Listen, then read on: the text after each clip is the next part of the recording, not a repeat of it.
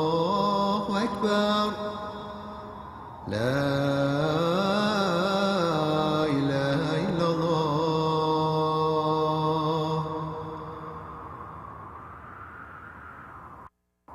الله أكبر الله أكبر الله أكبر الله أكبر أشهد أن لا إله إلا الله أشهد أن لا إله إلا الله أشهد أن محمد رسول الله أشهد أن محمد رسول الله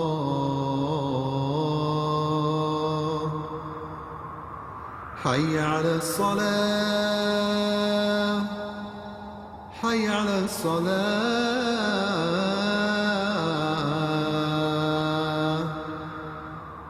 حي على الفلاح حي على الفلاح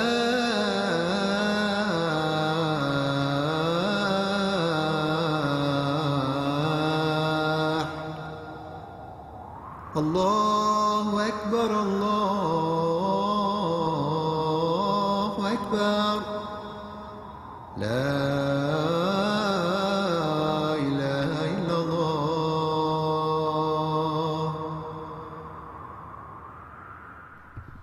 Hello, Assalamu alaikum, and welcome to Living Islam Today, An Ahmed Media Company production. I am your host, Nicole Brown, the People's Catalyst, and I'm your host, Yasmin Porter, the People's Activist, and we are the Sisters of Living Islam Today. So thank you guys for tuning in with us on 96.1 FM and 900 AM Word Radio.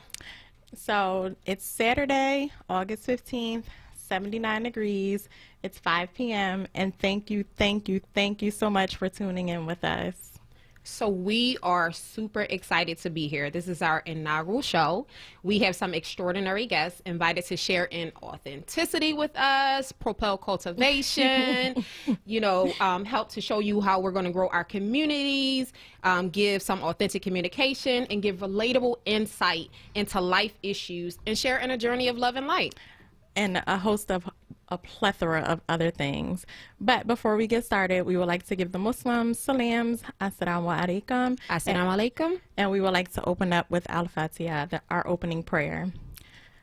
Alhamdulillahi Rabbil Alameen, Ar-Rahmani Ar-Rahim, Maliki Yawmiddin, Iyyaka na'budu wa iyyaka nasta'in.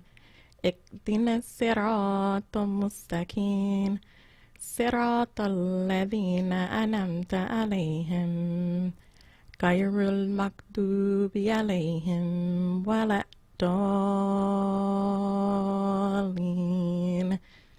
Beautiful, beautiful, beautiful. Alhamdulillah. Thank you. So for those of you who don't know, that is the Al-Fatiha, the mother of the Quran. That is what we say in every rak'ah of our salat. So I am going to go over the English transliteration with you. I'm sorry, the English translation. So it is, in the name of Allah, the most gracious, the most merciful. All praises and thanks are to Allah, the Lord of Alameen, the mankind, jinn, and all that exists. The most gracious, the most merciful, the only owner, and the only ruling judge of the day of recompense. You alone we worship, and you alone we ask for help for each and everything. Guide us to the straight way, the way of those whom you have bestowed your grace, and not of the way of those who have earned your anger, such as the Jews, nor of those who went astray, such as the Christians. Ameen. Ameen. Thank you, Amina. Thank you. So again, thank you all for tuning in with us at WURD on 96.1 FM and 900 AM. So there's other ways for you guys to tune in and listen to us. You can also view us live right now on Facebook by going to Facebook at onWURD, so that's FORWURD, and YouTube at onWURD, onWURD. So as this show starts, we will also like to hear from you guys in the audience. Give us a call in. Let us know what your comments and your thoughts are, and you can do so by calling in at 215-634-8065 or 1-866-361-0900. So those of you, I see you on Facebook already. Thank you guys so much for tuning in with us. Please share Yasmin and I as we begin this journey with you all. Thank you guys again. So today we will be discussing cultivating through relationships, Yes. how we grow, how we become stagnant, the up and downs, the cycles and seasons of our relationships. So I want to start you off with this. Allah the Most High says, "It is He who created you from one soul, created you from its mate, that He might dwell in security with her." That is Surah 7, Ayat 189. So before we get started, we just wanted to share a little bit about ourselves. This is my wonderful host, Yasmin. Hello again. So my name is Yasmin Porter. I am 35. I am a 35-year-old convert to Islam. I took my Shahada when I was 19 years old. I have two beautiful children, but outside of being a wonderful mother and a Muslim, I am also an educated woman as well. I have 2 degrees, one in clinical psychology and another one in human service and counseling. I also am for the people. I am absolutely out here always rocking out for my folks. I am always out here screaming and shouting, Black Lives Matter, do it for my people, and so on and so forth. However, I've also, since I was a young Muslim, I also, was a young wife at a time and things like that. So, please stay tuned to listen to, some of our growth and what it's like living as a Muslim woman today here in Philadelphia. Thank you, Yasmin. You are so lovely. I've had the pleasure of knowing you for over, 19 years? 17 years? Yes. 16 to 19. Okay. Yes. I'm sorry. So we've known each other for a very long time. Very long time. And so my name is Nicole Brown. I am 35 years old. I have 3 beautiful children whom I adore, who I live for. I work for health insurance, a company that serves the poor and underserved. I work for 2 youth organizations, the Anderson Monarchs, which I am proud of. I say that in every platform that I'm on. And also, I am affiliated with Vera Recreation Center as the secretary of the advisory board. I am currently in school for my MSW. Yes. Whoop, whoop. I've been wanting to do that for quite some time. This is my calling because I am also an advocate. I am for promoting and catalyzing people to grow, to fulfill their potential, to live a quality life, and provide them with resources that they need. I also took my Shahada in college. Yes, I took it with the a same friend, Kimberly, and we learned a lot of our information from her big sister, Kenya. So I just wanted to shout them out. We've all did our journey together. We learned, absolutely did. Writing down, learning surahs by writing it down in phonetics. Kul hu wallahu ahad. Absolutely. And I remember Kenya doing a chant with us, Kul hu wallahu ahad, Kul hu wallahu ahad. So it has been an exciting journey. We have all literally had our children together. We've all married together. We know each other's significant others. Like, we've just grown, and we're here to share our journey with you. I was married for 15 years, and I'm going to talk a little bit about that and my journey with it and how I've changed and transformed. So I am excited to share with you all. Yes, absolutely. Not only did we, take and grow our children together and grow in Islam together, you and I didn't even know each other prior to us taking Shahada, and we went to the same school. Nicole and I both went to Kutztown University, and we were a part of 2 separate girl groups, and we weren't friends. We didn't talk to one another until, Islam literally brought us together. One day we both saw each other in hijab, and we're just like, hey, assalamu alaikum. So alhamdulillah for Islam, and alhamdulillah for, the journey that we were able to take with one another. And as Nicole said, there's been many things that we have been through together and ways that we have grown, and we wanted to be able to share that with everyone and make sure that, you know, our callers and our listeners will be able to understand that, you know, we as Muslim women, we come from all walks of life.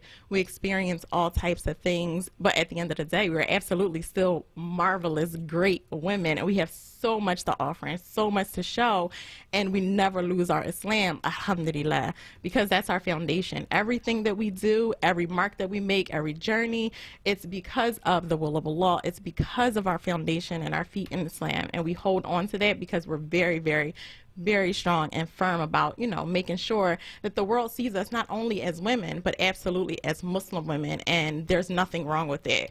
So we're not removing our hijab because of, you know, the journeys that we take. We make sure that the world that we're in fits into our Islam, because it's there. It's not going anywhere.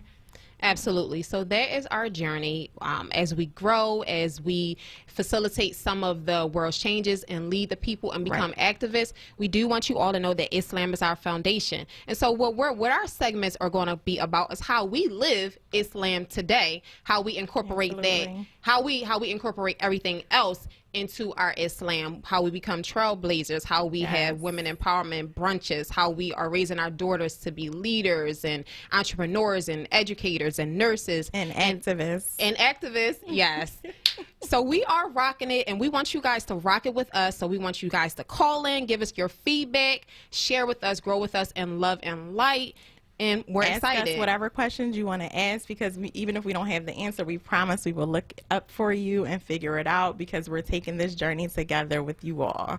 And everything that is correct and right is from Allah, and everything that is wrong is from ourselves. Absolutely. We are still learning, so bear with us as we try to do our best with you. And I wanted to touch on Brother Ahmed Jihad. This is his production, and he has been rooting for us. He has been fundraising. He has provided this opportunity for us, and he started by paying homage to those that started before us.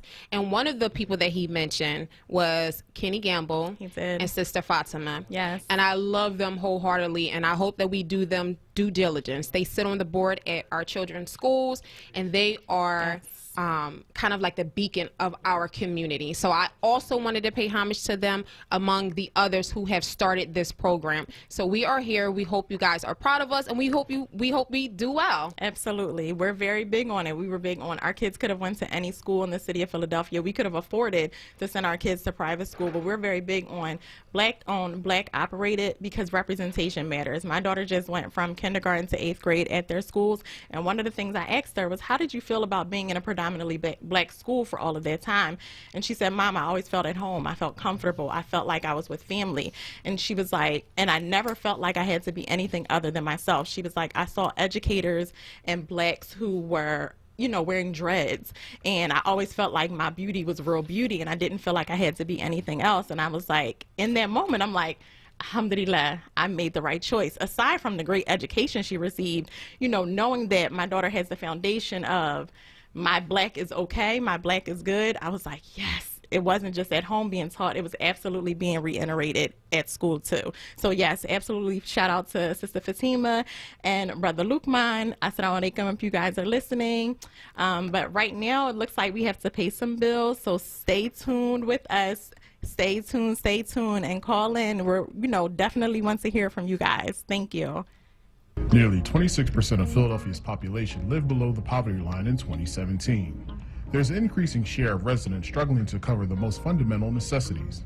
On a national level, Philadelphia was among the highest with poverty rates. Muslim Serve's mission is to develop and implement programs addressing food insecurity in collaboration with local community partners. Fundamentally, Muslim Serve strives to uplift those in our community by providing free, hot, nutritious meals. This is done by partnering with a variety of local community organizations and establishments with the goal to bring comfort to those in need and to relieve hunger in our area, no matter who they are. Veterans, students, people with disabilities, single parents, senior citizens, working class families, and children. Muslim Serve can be reached by phone at 833-486-4370 or by email at info@muslimserve.org. Learn more about Muslim Serve and what they do on their website, muslimserve.org, and on their social media pages, Facebook, Instagram, and Twitter @Muslim Serve. You're listening to Living Islam Today, an Ahmed Media Company project on Word Radio, 900 AM and 96.1 FM. الله أكبر الله أكبر الله أكبر الله أكبر أشهد أن لا إله إلا الله أشهد أن لا إله إلا الله أشهد أن محمدا رسول الله أشهد أن محمدا رسول الله حي على الصلاة حي على الصلاة حي على الفلاح حي على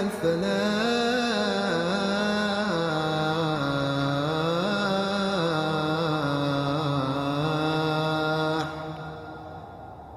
الله أكبر الله أكبر لا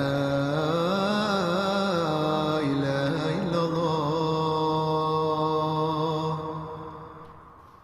Hey, assalamu alaikum, and welcome back to Living Islam Today, the sister show. Again, I'm your host, Yasmin, sitting here with the lovely Nicole. And again, we just wanted to make sure that you guys know that you can chime in by giving us a call at 215-634-8065 or 1-866-361-0900. So we've given you guys some background and some of the gist of who we are. So we're really about to get into the nitty-gritty of today's show. So it is August 15th, and again, we're here to talk about the seasons of changes that propel growth in our relationships. And here's where we get candid and express sometimes that growth is one-sided. It is. It Sometimes can be. we grow together, sometimes we grow apart, sometimes we become stagnant while the other is propelling. It's just something that happens, right? Absolutely. We all want alignment in our relationships, right? We do. And so in Islam, we have sit downs, we have courtships. Therefore, we don't really have the foresight to see how our partner is going to be, how Right. we're going to be 10 to 15 years later. Absolutely. We don't know that, right? So we get married only interested in a person who we originally see. We get married from those sit downs questions. They Right. sound good. They make us feel good. We're like, this is it. We are getting married, right? So sometimes we get comfortable in the way that the things are, and one of the members in the relationship, they get stagnant, thus leaving no room for different seasons of growth. Right. Right? And so because we know that for sure life changes, we go through ups and downs, we have health issues, we have family issues, our children change, we get offer opportunities economically through our work. Absolutely. Life just changes for us, and so sometimes we just take off. Our foot is on the gas and we're going, right? And then the other mate is like, whoa, I don't even know you right now. Like, so Right. what happened? Like, why aren't we growing together? Or why can't you still be the same way that you were when we first got married? So, I mean, I feel like this requires some reshifting and reframing on how marriages and how relationships could be successful, and add another decade to that 10 Right. to 15 years and that how we view have. them, how we approach it, all of it. Yeah.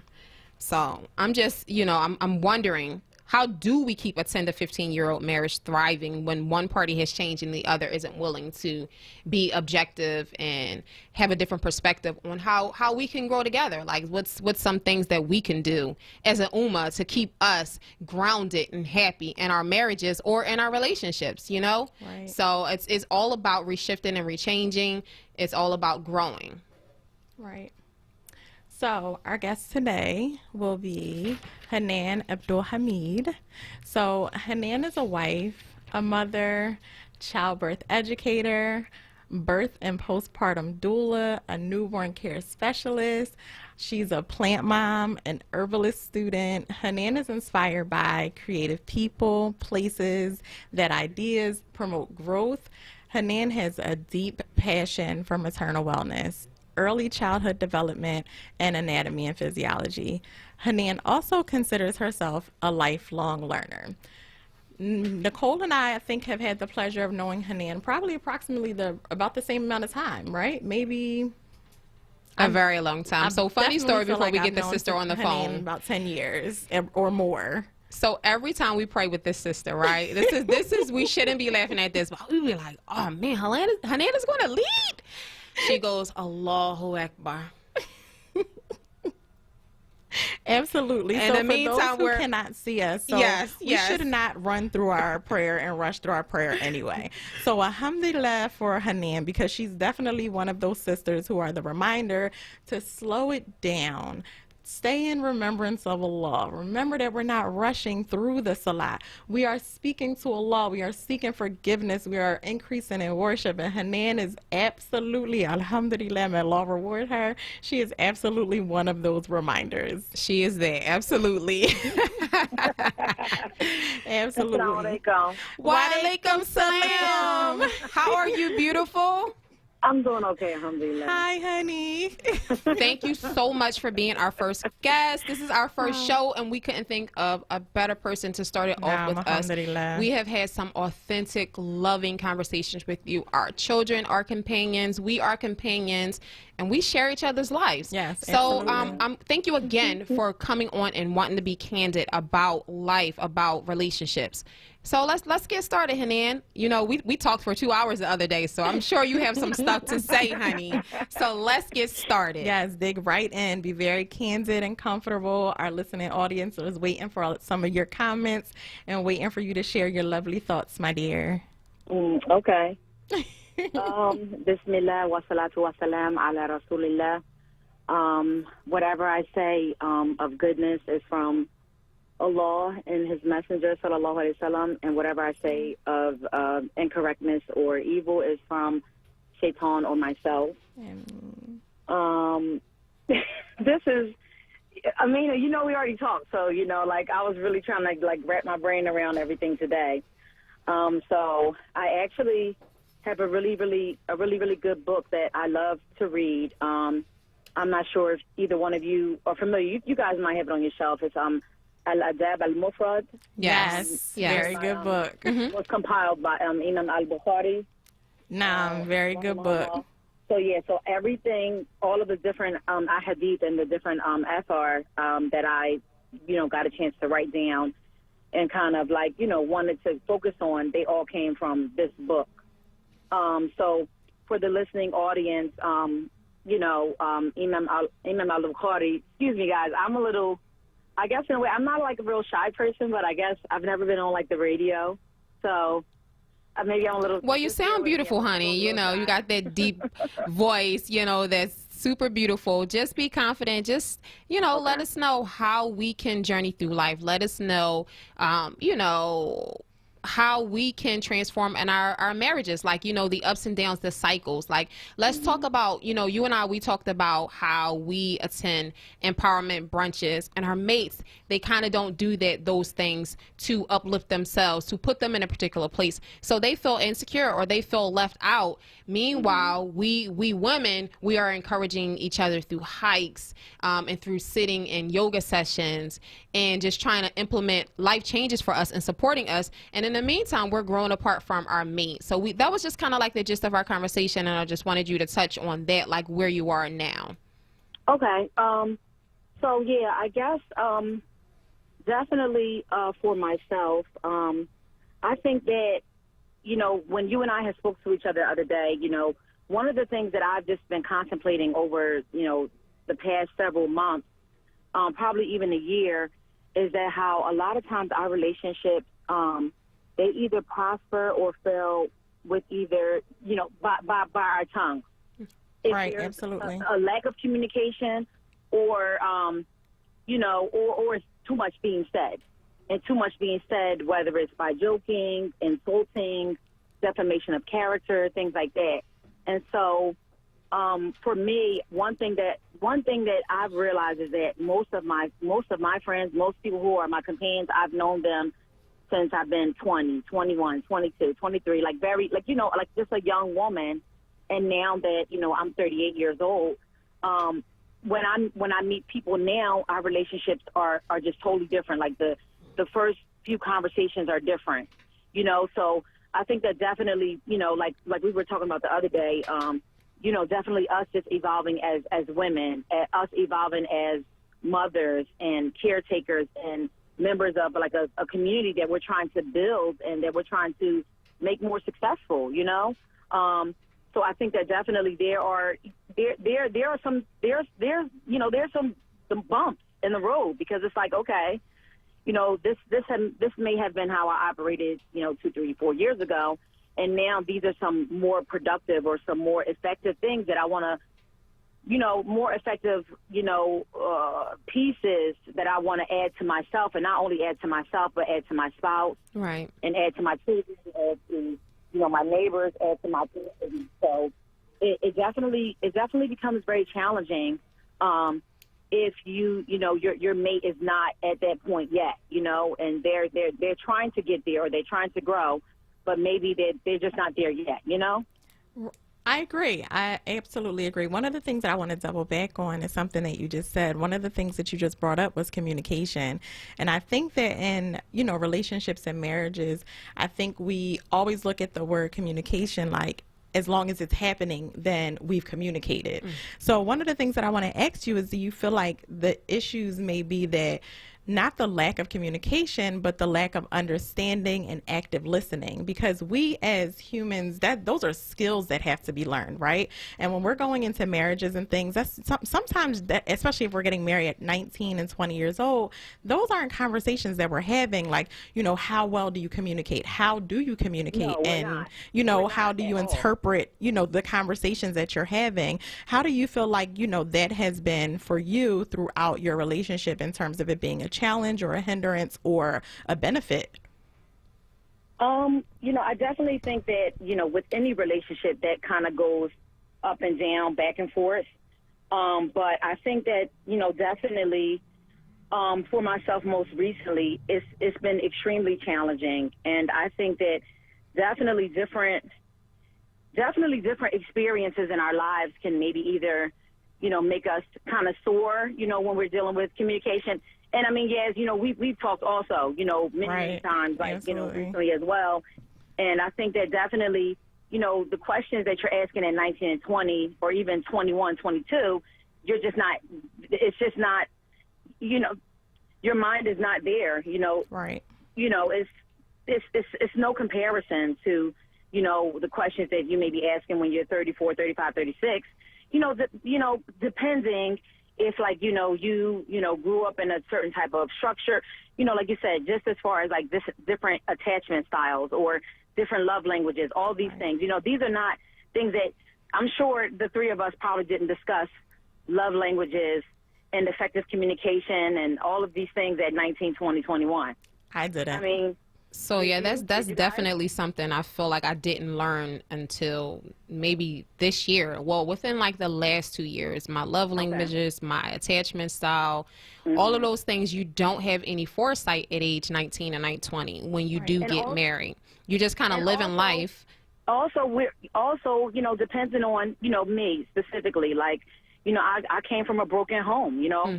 My mother and father, you know, were not together by the time I was like, I think maybe 9 or 10.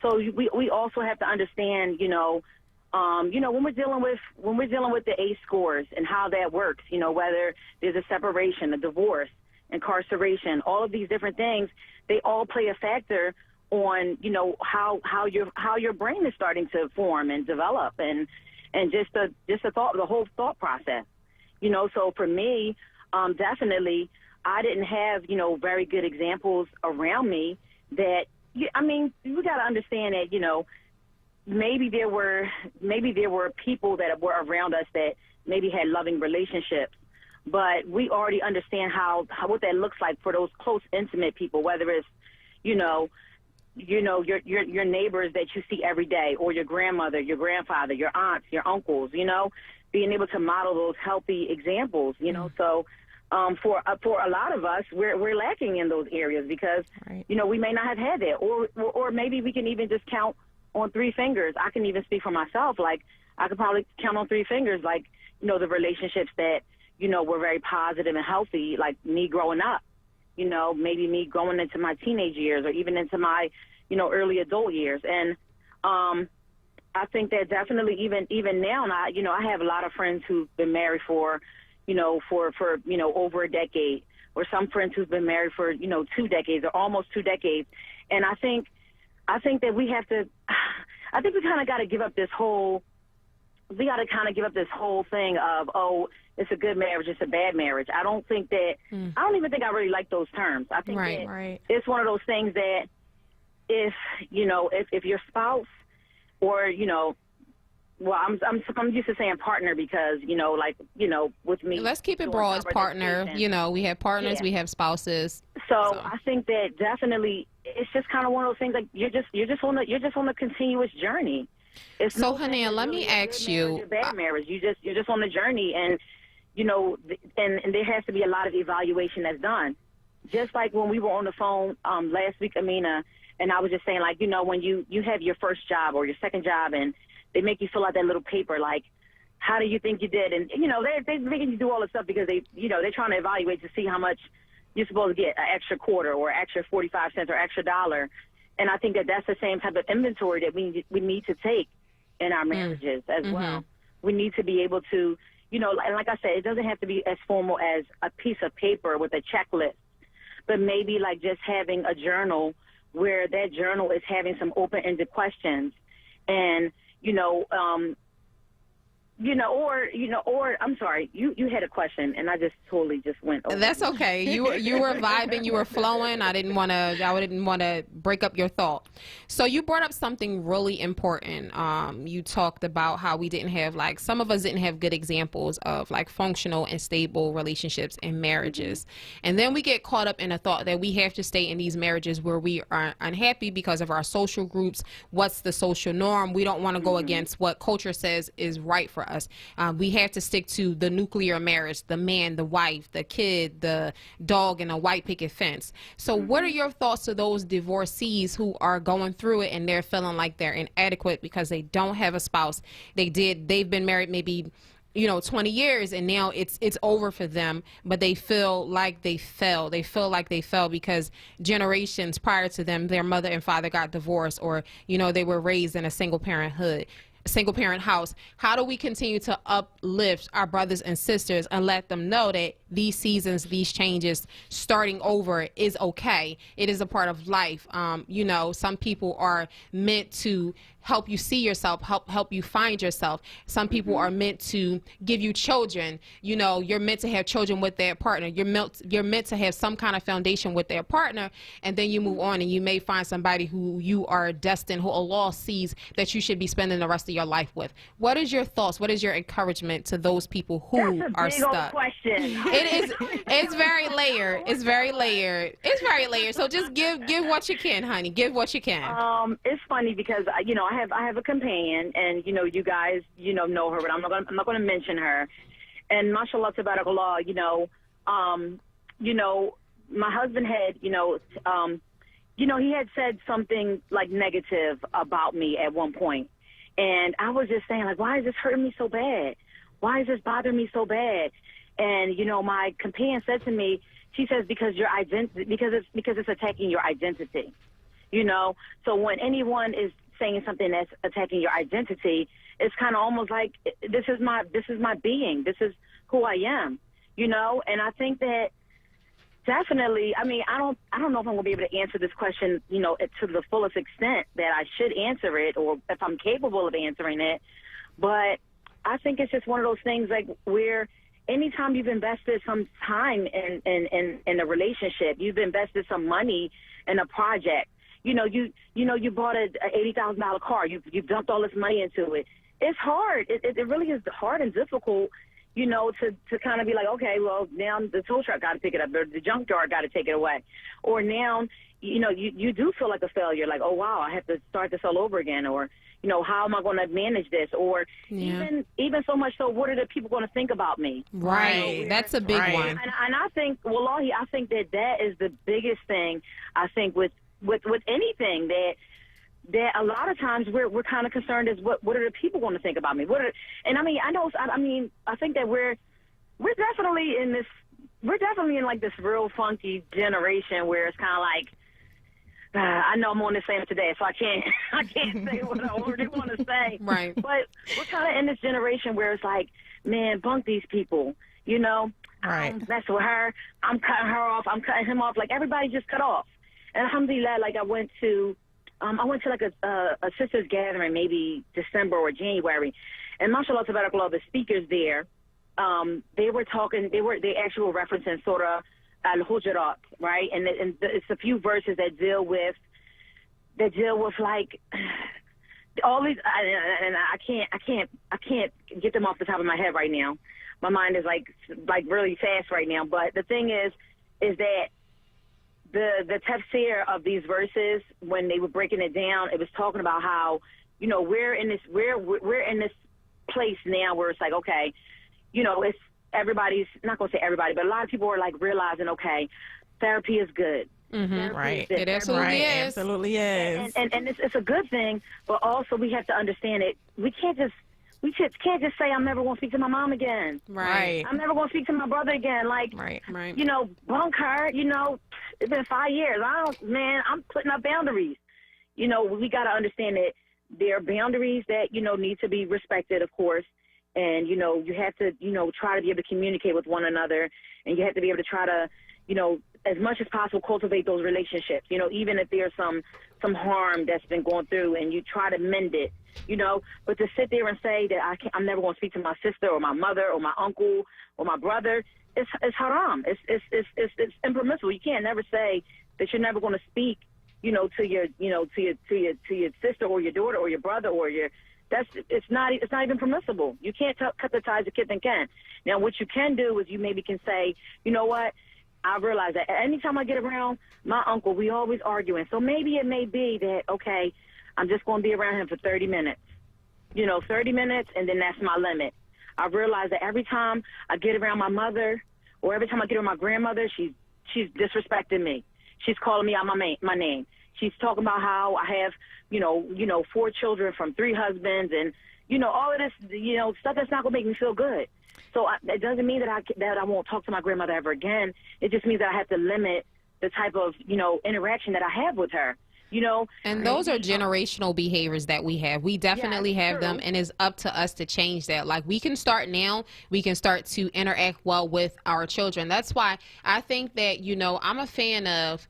I know that our grandmothers and our great grandmothers told us to stick it out, honey. Don't you leave that man, you know. But I'm a fan of separation to come back to the collective, right? So if our children are seeing their mother and their father argue, sleep in different bedrooms, you know, one growing and one not growing, that's not healthy behavior for them. That's something that they're going to assimilate to how they get married, how they, you know, interact with their spouse. So if you need to take some time and separate from your spouse in order to come back to the collective, I think that that's okay. It's up to us, our generation, the millennials, the Gen Z, you know, it's up to us. That's and no knock on the other generations. I don't like being referred to as a millennial. Well, you're a millennial, honey. You're a millennial. You're definitely a millennial. And you're not a Gen Z. I think that I'm at the tail end of the millennial, though. I think You are. only like a year, so I might just have to ask myself out of that box. One of the other things too that I think that we don't focus on is that we don't really, you know, focus on resolving conflicts and how we resolve them. And it was similar to what you were speaking of. Sometimes when we're having conflicts with people, we go through what's called conflict avoidance. So that's prominent among Black communities. Instead of us coming together and sitting down at a table and having conversations about what things are actually going on and how we're feeling, we tend to be reactionary. And This is whether we're dealing with a spouse or whether we're dealing with a friend. We literally will wait until the situation has abruptly happened and caused all this chaos, and then everyone wants to sit at the table, versus let's sit down and figure out right now something's not well. there's, we're not meshing well, we're not vibing well. Let's figure out why and try to get back to that centerpiece, because I think that's what we forget in our marriages and relationships. And I'm actually somebody who comes from the divorcee.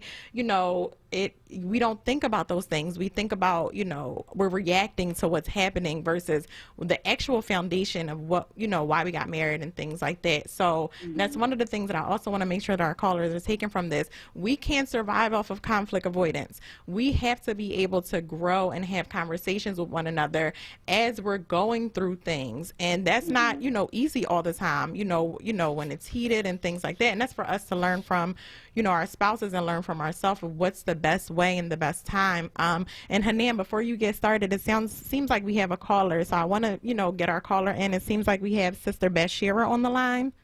Okay. Oh, yeah, I was wondering how I was going to get on. Assalamu alaikum. Wa alaikum salam. How are you, Sister Bashira? Oh, no, it seems like Sister Bashira got disconnected. Sister Bashira, we lost you. Please call back in.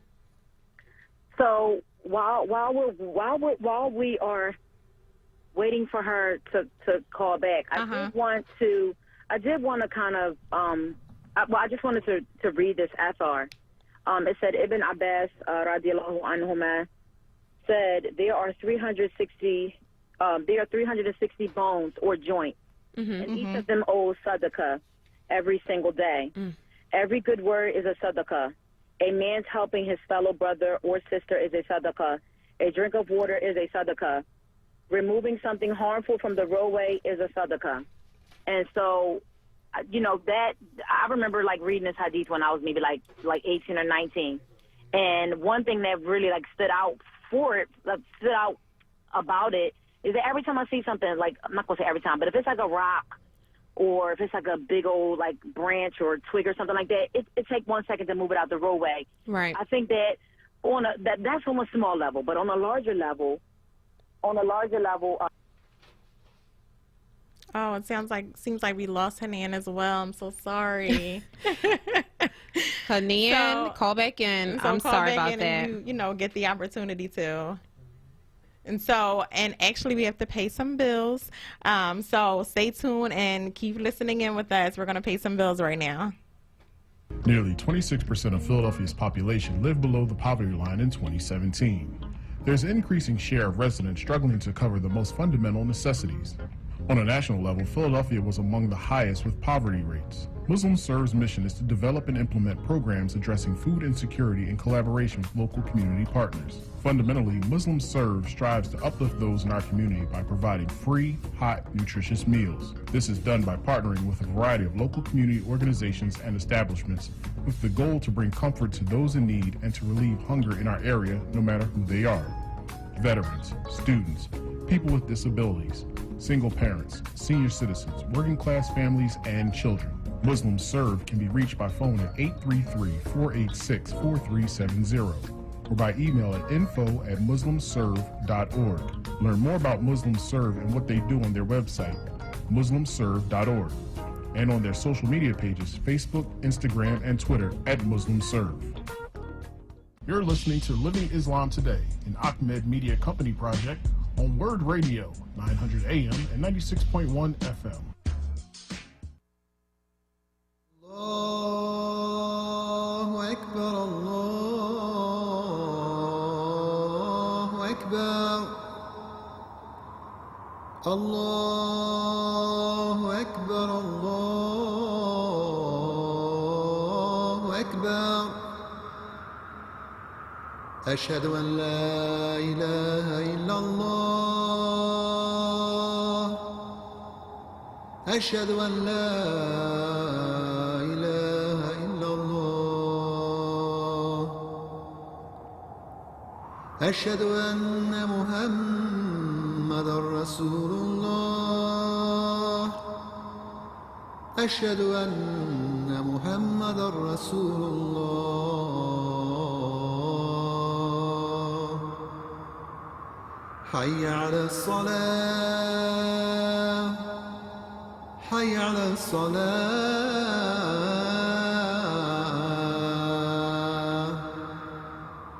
حي على الفلاح حي حي على الفلاح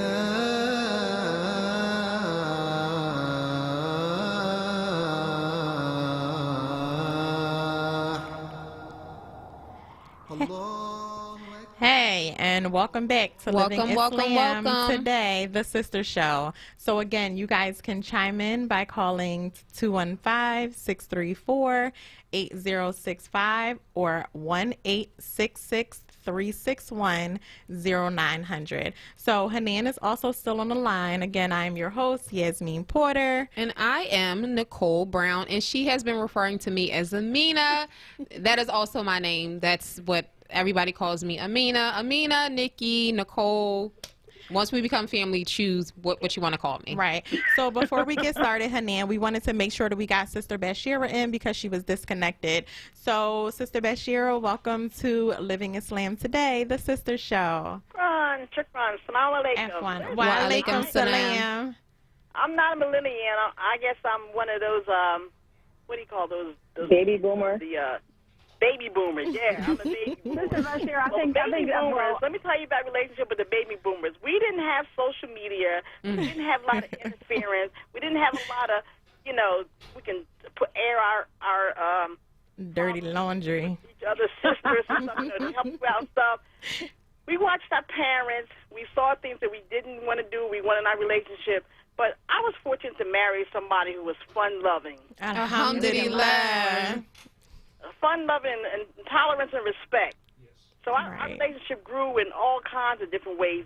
Always like pre-Islam for me. He was on his deen, but he wasn't a strong deen person, but he became stronger. But I must have been his Elab because he did everything I wanted to do. Yes. Make a long story short, you had friends and you saw the examples of how they got married young. Because I was 19 when I got married. He was 23. We've been married like 46 years, and we've been together like 48 of those years. So we've grown in different directions. I practiced so many different religions before I became Muslim. 16 years, so he was tolerant and waiting for me to, hop in on this thing, right? So alhamdulillah, he wasn't sure I was going to make it because I did a lot of different jumping around with religious and philosophies and things, So I found Islam. The Lord guided me. And Alhamdulillah. Alhamdulillah. But what relationships is that you have to accept people where they are. Once you start to try to change people, Right. you're not sure about what you're doing, Right. you're going to be derailed easily. Yes. You have to kind of come into this thing, not someone who's going to develop you. You come in there and you're growing. You both are growing in your own way. So you got to have that space for growth. And I think that's pretty much it. The conversation, and what goes on in a lot of relationships is lies, because when somebody says, "Oh, what's wrong?" then you say nothing. Nothing. Right. Right.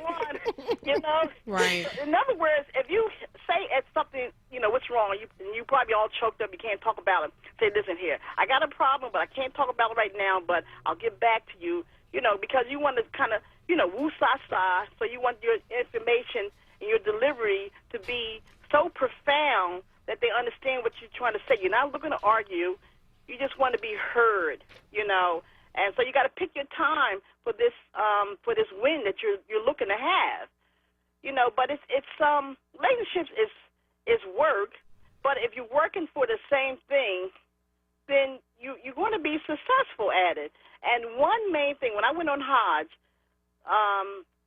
someone says that make the dua to ask the Lord to put the love between your hearts. He's the one who does that. You can go to counseling, you can do everything, but if the Lord did not put the love between the hearts, then you're going to have a struggle. And if you're going after a relationship and it's hard from the door, the Lord wants this thing to be easy for you. So if you're struggling for this new relationship, just sit back and just let it go, because relationships should not be hard. You know what I'm saying? And the person whom you marry is not the person whom you divorce, because people change.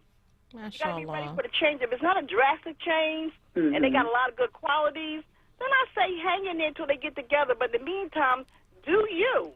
Thank you. Know what this person is trying to grow. Do you, and let people grow in their time. You are absolutely right, Sister Bashir. You are absolutely right. Thank you again for calling in, Sister Bashir. Unfortunately, we have to take our next caller. We have Abdurrahim from Overbrook. Assalamu alaikum. Assalamu alaikum. Can you hear me? Yes. Yeah. Okay. Yeah. So I'm watching y'all on YouTube. I had to go. Had three things just to mention. I know you're limited on time. The first thing I want to mention is that it's good that you are online talking about marriage, because you don't hear a lot about marriage anywhere, and especially for us as a community, as Afro-Americans, that's something that we have struggled with.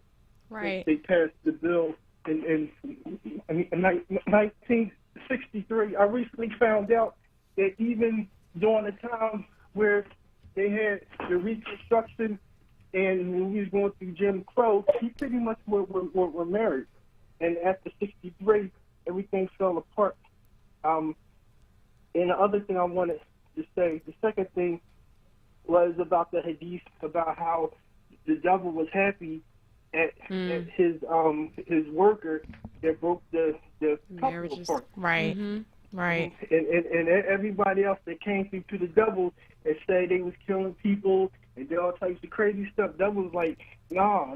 But when the one came through and said he broke a couple apart, the devil was like, yeah, if you go to crown, I mean, you did like the top thing. So again, as Muslims, it's good that we doing what Allah wants us to do. Alhamdulillah. That's against the devil is for the pleasure of Allah.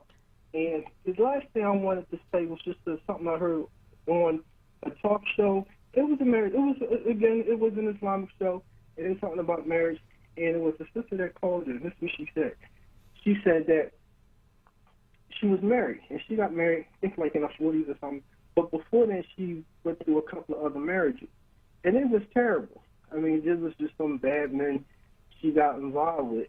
And then she was in this marriage, and she said the guy was really nice. He was like, I mean, really, really good. And this is what she said. She said that if I had to go through those two bad marriages again to marry the man I got now, she said she would. Alhamdulillah. That's really good advice. Thank you so much. That's really good advice, Brother Abdurrahim. And I actually want that to be a takeaway for some people. We have to understand, too, as Muslims, that, sometimes Allah is placing us in situations for, a greater later. And we have to learn to be very patient through, our trials and tribulations that we are going through, because it may be that those people were only in our life for a temporary reason, and Allah had placed them in our lives for a temporary reason to have that greater, relationship and marriage later. But we thought that, the one we were in was the permanent one. And we have to say alhamdulillah to the good and alhamdulillah to the bad. Sister Hanan, unfortunately, we only have a few more minutes. Is there anything that you wanted to close out before we let you go? And we apologize to our other callers that we're not able to get to right now. MashaAllah. I guess if I had a lot of stuff written down. I guess I just got to pick one. So what now. we'll do is we'll get you back on our show. So before we close, I just wanted to give a closing hadith. Anas ibn Malik reported, the Messenger of Allah sallallahu alaihi wasallam said, whoever Allah provides with a righteous wife, Allah has assisted him in half of his religion. Let him fear Allah regarding the second half. So I want to leave you brothers with this. The future is female, the Shiro, the golden queen of life, light and love, for it is the depths of her drive and the emotion that bring the best of the experiences, memorable moments, life chances, and seismic vibes. Guarantees to change your perspective on everything. She increases your personal drive. Her emotional heights deem too much for the weak, for it is her divine connection to feeling that makes her deeply connected for a purpose to mother and heal, a power so forceful, you will always feel. So brothers, get you a righteous wife, okay? Absolutely, inshallah. So again, I am Yasmin Porter, the People's Activist. And I am Nicole, the People's Catalyst. And you are tuning in to Living Islam Today on WURD. Assalamu alaikum, and enjoy the rest of your day. Thank you. أشهد أن لا إله إلا الله